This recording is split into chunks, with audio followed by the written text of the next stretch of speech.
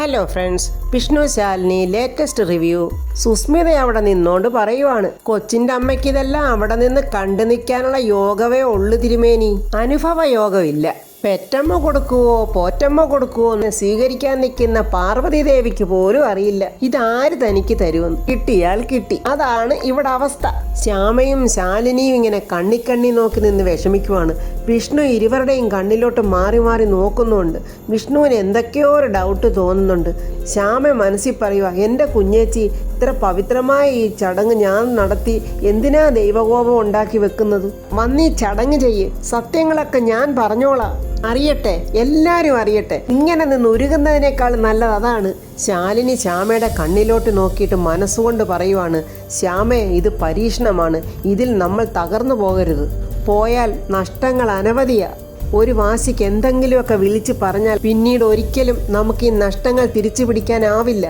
അതുകൊണ്ട് ചടങ്ങ് നടക്കട്ടെ, മറ്റൊന്നും ഇപ്പം ചിന്തിക്കണ്ട. ശ്യാമ സങ്കടത്തോടെ ശാലിനിയെ കണ്ണു കാണിക്കുന്നു.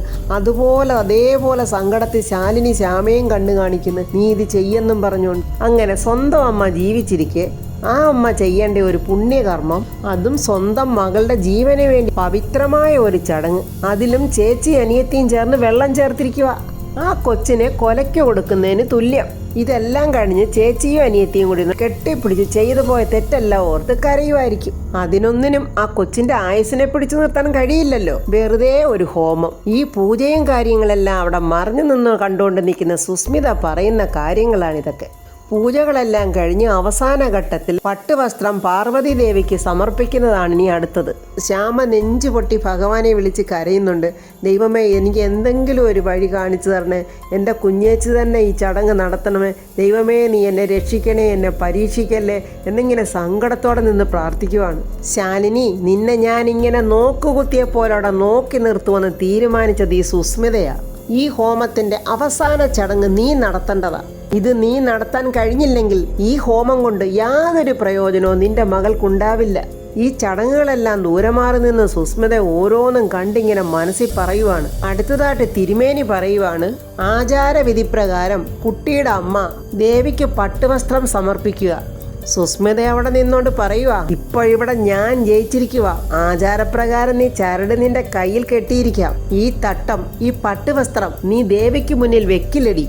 വെക്കാൻ ഈ സുസ്മിത സമ്മതിക്കില്ലടി. തിരുമേനി പട്ടുവസ്ത്രം ഇങ്ങനെ നീട്ടിക്കൊണ്ട് നിന്നിട്ടും ശ്യാമ മേടിക്കാതെ ഇങ്ങനെ നിൽക്കുവാണ്. ഇത് കണ്ടിട്ട് സത്യാമ്മ ശ്യാമയെ മേടിക്ക്. സങ്കടത്തോടെ വീണ്ടും ശ്യാമ ശാലിനിയെ നോക്കുന്ന, ശാലിനി ഇങ്ങനെ കണ്ണുകൊണ്ട് ആക്ഷൻ കാണിക്കുന്ന വാങ്ങിച്ചോന്ന് ഇത് വിഷ്ണു കാണുന്നുണ്ട്. ശ്യാമ അങ്ങനെ സങ്കടത്തോടെ വിറയ്ക്കുന്ന കൈകൊണ്ട് ആ പട്ടുവസ്ത്രം തട്ടു ഇങ്ങനെ വാങ്ങിക്കുകയാണ്. ദേവിയെ മനസ്സിൽ ധ്യാനിച്ചുകൊണ്ട് സമർപ്പിച്ചോളൂ എന്നിങ്ങനെ പൂജാരി പറയുക. ശ്യാമയ പട്ടുവസ്ത്രവും തട്ടുവായിട്ടിങ്ങനെ വിറച്ച് പെട്ടെന്ന് നമുക്ക് ശരീരം കുഴഞ്ഞങ്ങ് വീഴുവാണ്. എല്ലാവരും അയ്യോ ശ്യാമേ എന്തു പറ്റി എന്ന് പറയുമ്പോൾ ആ പൂജാത്തട്ട് ശാലിനിയുടെ കയ്യിലോട്ട് ശ്യാമ വെക്കുന്നുണ്ട്. എന്നിട്ട് ശ്യാമയങ്ങ് ബോധം കെട്ട് കിടക്കുവാണ്. എല്ലാവരും ശ്യാമേ മോളെ ശ്യാമയെന്നൊക്കെ ഇങ്ങനെ വിളിക്കുന്നുണ്ട്. രോഹിത്ത് ഭയങ്കര സങ്കടത്തോടെ ശ്യാമേ എന്തു പറ്റി ശ്യാമയെന്നും പറഞ്ഞ് എല്ലാവരും സങ്കടത്തോടെ നിൽക്കുന്ന ആ സമയത്ത് ശാലിനി ആ പട്ടുവസ്ത്രം പാർവതി ദേവിക്ക് സമർപ്പിച്ചു കഴിഞ്ഞു. ഇങ്ങനെ ഒരു സംഭവം ഉണ്ടാവുമെന്ന് സുസ്മിത ഒട്ടും പ്രതീക്ഷിച്ചില്ല. അവൾക്ക് ഭയങ്കര ദേഷ്യമായിട്ട്, ഇനി ഇത് കാത്തിരുന്നിട്ട് കാര്യമില്ല, ഉടനെ തന്നെ ഇത് സത്യഭാമയെ അറിയിച്ചിട്ടേ ഉള്ളൂ കാര്യം എന്നിങ്ങനെ അവിടെ ഒന്ന് പറയുവാണ് അവൾ. ശാലിനി പട്ടുവസ്ത്രം പാർവതി ദേവിക്ക് സമർപ്പിച്ച് നല്ലതുപോലെ ഹൃദയം നൊന്ത് ഭഗവതിയോട് പ്രാർത്ഥിച്ചു കഴിഞ്ഞു.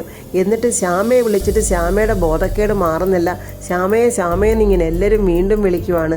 പപ്പിമോൾ അത് കണ്ടിട്ട് വിഷമിച്ചിട്ട്, ഞാൻ പോയി കുറച്ച് വെള്ളം എടുത്തോണ്ട് തരട്ടെ അമ്മയ്ക്കെന്നും പറഞ്ഞ് കുഞ്ഞ് വെള്ളം എടുക്കാൻ ഓടുവാണ്. ആ സമയത്ത് സത്യമോൾ ഇങ്ങോട്ട് ഓടി വന്നിട്ട് വിളിക്കുന്ന, അമ്മേ, എനിക്ക് ശിവഭഗവാന്റെ അനുഗ്രഹം ഉണ്ടായി, എൻ്റെ അച്ഛൻ ഉടനെ വരും. സത്യമോൾ ഇങ്ങനെ ഓടി വന്ന് പറഞ്ഞത് കേട്ട് ശാലിനി അങ്ങനെ സങ്കടത്തോടെ കുഞ്ഞിൻ്റെ മുഖത്തോട്ട് തന്നെ നോക്കിക്കൊണ്ടിരിക്കുവാണ്.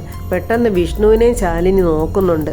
ഇനി കാണിക്കുന്നത് സത്യമോള് നേരം വെളുത്ത് ഭഗവാൻ കൃഷ്ണന്റെ മുന്നിൽ കുറേ പുഷ്പങ്ങളൊക്കെ ശേഖരിച്ച് വെച്ചിട്ട് ഭഗവാന്റെ മുന്നിൽ നിന്നങ്ങോട്ട് പ്രാർത്ഥിക്കുവാണ്. ഭഗവാനെ, ഇന്ന് എൻ്റെ അച്ഛൻ എന്നെ കാണാൻ വരുന്ന ദിവസമാണ്. ആദ്യമായിട്ടാണ് ഞാൻ എൻ്റെ അച്ഛനെ കാണാൻ പോകുന്നത്. എന്താ ഞാൻ എൻ്റെ അച്ഛന് കൊടുക്കേണ്ടത്? എൻ്റെ അച്ഛൻ എന്നെ കാണുമ്പോൾ സ്നേഹത്തോടെ ഓടി വരുവോ അതോ ഗൗരവക്കാരനാണോ? എൻ്റെ അച്ഛൻ്റെ മുഖം ഓർക്കാൻ ഒരു ഫോട്ടോ പോലും എൻ്റെ കയ്യിലില്ല. ഭഗവാൻ അറിയാവോ, എൻ്റെ അച്ഛനെ സ്വീകരിക്കാനേ ഞാൻ ചില കാര്യങ്ങളൊക്കെ ഇവിടെ ചെയ്തു വെക്കുന്നുണ്ട്. എൻ്റെ അച്ഛൻ ഇങ്ങോട്ട് വരുമ്പോൾ ഈ ഒരൊറ്റ ദിവസം കൊണ്ട് തന്നെ ഈ സത്യമോളുടെ സ്നേഹം മുഴുക്ക ഞാൻ കാണിക്കും. അതൊക്കെ കണ്ട് എൻ്റെ അച്ഛൻ ഞെട്ടണം. കുറച്ച് പൂക്കളൊക്കെ ഞാൻ സംഘടിപ്പിച്ചിട്ടുണ്ട്.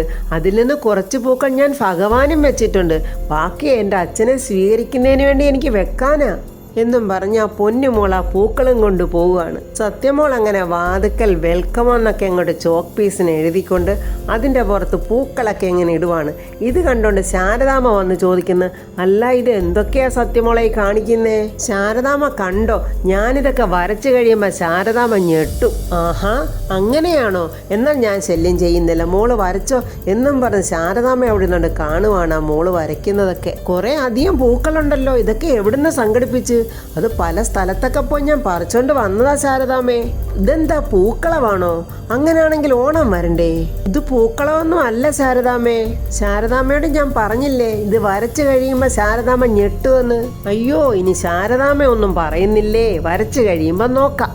ഈ സമയത്ത് ശാലിനി അങ്ങോട്ട് വന്നിട്ട് ചോദിക്കുക, ഇതെന്താ അമ്മേ, ഇവളെന്താ പൂക്കളെ വിടുന്നേ? ഇത്ര പെട്ടെന്ന് ഇവൾക്ക് ഓണം വന്നോ? അയ്യോ എൻ്റെ ശാലിനി, നീ ഒന്നും ചോദിക്കല്ലേ, വരച്ചു കഴിയുമ്പോൾ ഞെട്ടുവെന്നൊക്കെയാ പറഞ്ഞിരിക്കുന്നത്.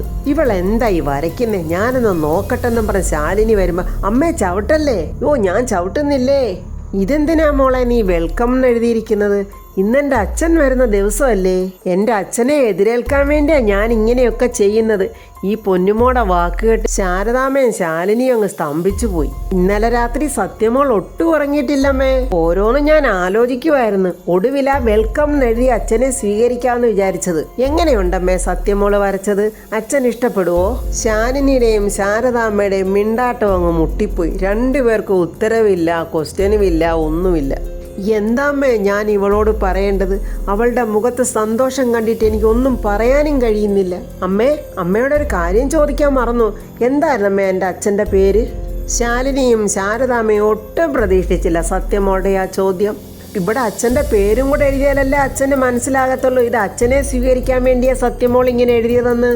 അച്ഛൻ ഇന്ന് വരുമെന്നുള്ള പ്രതീക്ഷയിലാ സത്യമോൾ ഇതൊക്കെ കാണിച്ചു കൂട്ടുന്നത്. എനിക്കറിയില്ല ഇത് എവിടെ ചെന്ന് അവസാനിക്കുമെന്ന്. ശാരദാമ്മ ശാലിനിയോട് ചോദിക്കുക. ഈ കുഞ്ഞു മനസ്സിൽ അച്ഛനോടുള്ള സ്നേഹവും അച്ഛനെ കാണാനുള്ള ആഗ്രഹവും ഓരോ ദിവസം ചെല്ലുന്തോറും കൂടി വരികയാണ് മോളെ. കണ്ടില്ലേ എത്ര നിഷ്കളങ്കമായിട്ടാ ആ കുഞ്ഞ് ഓരോന്നും ചെയ്യുന്നത്. ഇന്ന് അവളുടെ അച്ഛൻ അവളെ കാണാൻ വരുമെന്നുള്ള പ്രതീക്ഷയില.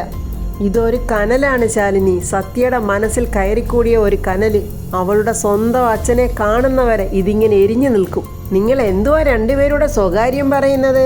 എൻ്റെ അച്ഛൻ്റെ പേരിപ്പോൾ പറയണ്ടെന്നായിരിക്കും അല്ലേ? അപ്പോൾ നിങ്ങൾ എൻ്റെ അച്ഛൻ്റെ പേര് പറഞ്ഞു തരത്തില്ല. വേണ്ട, ഞാൻ അച്ഛനെന്ന് എഴുതിക്കോളാം എന്നും പറഞ്ഞ് സത്യമോൾ വെൽക്കം എഴുതി എൻ്റെ അടുത്ത് തന്നെ അച്ഛനെന്നിങ്ങനെ എഴുതിയിരിക്കുകയാണ്. എന്നിട്ട് സത്യമോൾ ഓടിപ്പോയി ആ ഗേറ്റിൻ്റെ അടുത്ത് ഇങ്ങനെ നോക്കി നിൽക്കുവാണ്, റോഡിലോട്ട് നോക്കി. ഒത്തിരി നേരം ആ പൊന്നുമോൾ അങ്ങനെ നോക്കി നിൽക്കുന്നുണ്ട് കേട്ടോ.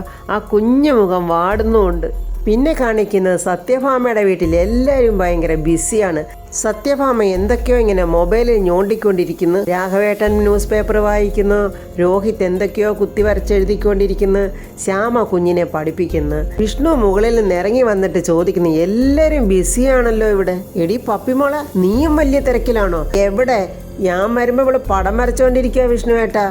അതിനാണെങ്കിലോ ഈ അച്ചാച്ചൻ ഫുൾ സപ്പോർട്ടും. കുഞ്ഞുങ്ങളുടെ ഇഷ്ടത്തിനാണ് ജീവിക്കേണ്ടത്, അല്ലാതെ മറ്റുള്ളവരുടെ ഇഷ്ടത്തിനല്ല. എൻ്റെ പപ്പിമോൾ നല്ലതുപോലെ വരയ്ക്കുന്നുണ്ട്, അതുകൊണ്ട് ഞാൻ സപ്പോർട്ട് ചെയ്യുകയും ചെയ്യും എന്നിങ്ങനെ രാഘവേട്ടൻ. ഇനി എല്ലാ കാര്യത്തിലും നമ്മുടെ പപ്പിമോൾ മിടുക്കിയാവും. അതിനുവേണ്ടിയുള്ള ആയുഷ് ഹോമമല്ലേ നമ്മൾ നടത്തിയത്, സത്യഭാമ പറയുക. ഇനി പഠനത്തിലായാലും വരയിലായാലും എല്ലാത്തിലും മുന്നിലായിരിക്കും നമ്മുടെ പപ്പിയുടെ സ്ഥാനം. ആ ഹോമം നടത്തി കഴിഞ്ഞപ്പോൾ നമ്മുടെ വീട്ടിലുണ്ടായിരുന്ന എല്ലാ ദുർമൂർത്തികളും കൂട്ടത്തോടെ ഓടിപ്പോയെന്നുള്ളൊരു തോന്നല് എന്നിങ്ങനെ രാഘവേട്ടൻ പറയുമ്പോൾ രോഹിത്തും പറയാം, ശരിയാണ് അച്ഛാ പറഞ്ഞത്, നമ്മുടെ ബിസിനസ് കാര്യത്തിൽ നല്ല ഉയർച്ചയാണ്. ഇങ്ങനെ പറഞ്ഞുകൊണ്ട് നിൽക്കുമ്പോൾ ദാണ്ട വരുന്നടാ അടുത്ത കുരിശ് പോലെ സുസ്മിത. പെട്ടെന്ന് രാഘവേട്ടൻ പറയുക, അങ്ങനെ എല്ലാ ദുർമൂർത്തികളും ഒഴിഞ്ഞു പോയെന്ന് പറഞ്ഞതേ ഞാനിങ്ങി തിരിച്ചെടുത്ത്. എന്താ ഇങ്ങനെ പറയുന്നത് വിചാരിച്ച് എല്ലാരും നോക്കുമ്പോ രാഘവേട്ടൻ സുസ്മിതയെ നോക്കിയിട്ട് പറയുക, ചില യക്ഷികൾ ഇപ്പോഴും ഇവിടെ വട്ടം ചുറ്റി നടക്കുന്നുണ്ട്. ദേ കണ്ടോ, അങ്ങോട്ട് നോക്ക്. എല്ലാരും നോക്കുമ്പോ സുസ്മിത അവിടെ നിൽക്കുന്നു. സുസ്മിതയെ കണ്ട് ദേഷ്യത്തോടെ വിഷ്ണു, അമ്മേ ഇവളെന്താ ഇവിടെ? അമ്മ വിളിച്ചായിരുന്നോ ഇവളെ? അതിന് ഇവളൊക്കെ ആരെങ്കിലും വിളിച്ചിട്ടാണോ കയറി വരുന്നത്? ഗുഡ് മോർണിംഗ് ഫാമേ ആൻറ്റി, ഈ വീട്ടിൽ വരരുതെന്ന് നിന്നോട് പറഞ്ഞിട്ടുള്ളതല്ലേ? ഞാനിപ്പോൾ വന്നതേ എനിക്കറിയാവുന്ന കുറച്ച് സത്യങ്ങൾ നിങ്ങളെ ഒന്ന് അറിയിക്കണമെന്ന് തോന്നി. എടി നിന്റെ സത്യങ്ങളൊന്നും ഇവിടെ ആർക്കും കേൾക്കണ്ട, നീ അങ്ങ് പോയാൽ മതി എന്ന് വിഷ്ണു പറയുക. വിഷ്ണുവേട്ടൻ അറിയണ്ടായിരിക്കും, പക്ഷെ ഇവിടെയുള്ള മറ്റുള്ളവർക്ക് ഇത് അറിയണം. ഇവള് ജയിലിൽ കിടന്നിട്ട് ഒന്നും പഠിച്ചില്ലെന്ന് തോന്നുന്നല്ലോ എന്നിങ്ങനെ ശ്യാമ പറയുമ്പോൾ സുസ്മിത പറയും, എടി ഞാൻ പഠിക്കാനല്ല പോയത്, പഠിപ്പിക്കാനാ പോയത്. എന്റെ പഠിപ്പിന്റെ ആഴവും വലിപ്പമൊന്നും നോക്കാനേ നീ ആയിട്ടില്ല ശ്യാമേ. പക്ഷെ നിന്റെ ഈ ജീവിതത്തിന്റെ അടിവേരറുത്തു മാറ്റാൻ എന്റെ ഒരൊറ്റ വാക്ക് മതി. ആ വാക്കും കൊണ്ടാണ് ഞാനിപ്പോൾ വന്നിരിക്കുന്നത്. അതുകൊണ്ടേ കൂടുതൽ അഹങ്കരിക്കല്ലേ നീ. ഈശ്വര, ഇവൾ എന്തു ഭാവിച്ചാണോ വന്നിരിക്കുന്നത്? ഇവൾ എന്തോ മനസ്സിലാക്കിയിട്ടുള്ള വരവാണെന്ന് തോന്നുന്നല്ലോ. അല്ലെങ്കിൽ ഇത്ര തൻ്റെ ഇടത്തോളം ഇവളിങ്ങനെ വന്ന് സംസാരിക്കത്തില്ലല്ലോ എന്നിങ്ങനെ ശ്യാമ ഓർത്ത് ഭയക്കുന്നുണ്ട്. രാഘവേട്ടൻ സത്യഭാമയോട് ചോദിക്കുക, ഫാമേ, നമ്മുടെ വീട്ടിൽ വന്ന് നമ്മുടെ വീട്ടിലുള്ളവരുടെ ശബ്ദം ഉയർത്താൻ ഇവൾക്ക് ആരാ ഇത്ര അവകാശം കൊടുത്തത്? ഇവളെ ഈ വീടിന്റെ പടി ചവിട്ടിക്കരുത് ഞാൻ ഫാമയോട് പറഞ്ഞിട്ടുള്ളതല്ലേ? ഇറക്കി വിടവളെ. വിഷ്ണു ഉടനെ, എടി നിന്നെ ഇവിടെ ആർക്കും ഒരു താല്പര്യമില്ല, നീ പറയുന്നൊന്നും ഇവിടെ ആർക്കും കേൾക്കുകയും വേണ്ട, ഇപ്പം ഇറങ്ങിക്കോണേ ഇവിടുന്ന്, എനിക്ക് പോകാൻ മനസ്സില്ല. സുസ്മിത വന്നിരിക്കുന്നതേ എന്തെങ്കിലും പറയാനാണെങ്കിൽ അത് പറഞ്ഞിട്ടേ പോകൂ. അത് വിഷ്ണുവേട്ടൻ കേൾക്കുകയും ചെയ്യും. ഇങ്ങനൊന്നും പറഞ്ഞാൽ ഇവളൊന്നും കേൾക്കത്തില്ലെന്നും പറഞ്ഞ് രോഹിത് ദേഷ്യത്തോടെ അവിടെ മുന്നിലോട്ട് വരികയാണ്. ഇവിടെ വായടപ്പിക്കണമെങ്കിലേ നല്ല കൈക്കരുത്ത് തന്നെ വേണമെന്ന് പറഞ്ഞ് ഇങ്ങനെ കൈ ചൂണ്ടുന്നുണ്ട്. അല്ല, ഇളമുറത്തമ്പുരാന് ശബ്ദം വെച്ചല്ലോ, അല്ലെങ്കിൽ ഇങ്ങനെ ഒരാളുടെ സാന്നിധ്യം പോലും അറിയാൻ പറ്റില്ല. ഈ ശബ്ദം വെക്കുന്നതൊക്കെ നല്ലതാ, പക്ഷേ സുസ്മിതയുടെ അടുത്ത് കൈക്കരുത്ത് കാണിക്കാൻ വന്നാലുണ്ടല്ലോ വിവരം അറിയും. എന്റെ ഭാര്യ ശ്യാമയുടെ രഹസ്യങ്ങൾ അറിയിക്കാൻ തന്നെയാടാ ഞാനിവിടെ വന്നിരിക്കുന്നത്. സുസ്മിത അങ്ങനെ പറഞ്ഞപ്പോൾ എല്ലാവരും ഞെട്ടി ഇങ്ങനെ നിൽക്കുവാണ്. അപ്പോൾ ഫ്രണ്ട്സ്, സുസ്മിത രഹസ്യങ്ങളെല്ലാം പൊട്ടിക്കുവോ, അതിനു മുമ്പ് അവളുടെ കർണം പൊട്ടിച്ച് ആരെങ്കിലും പുറത്തു വിടുവോ എന്നൊന്നും അറിയില്ല. അപ്പോൾ അടുത്ത വീഡിയോയുമായി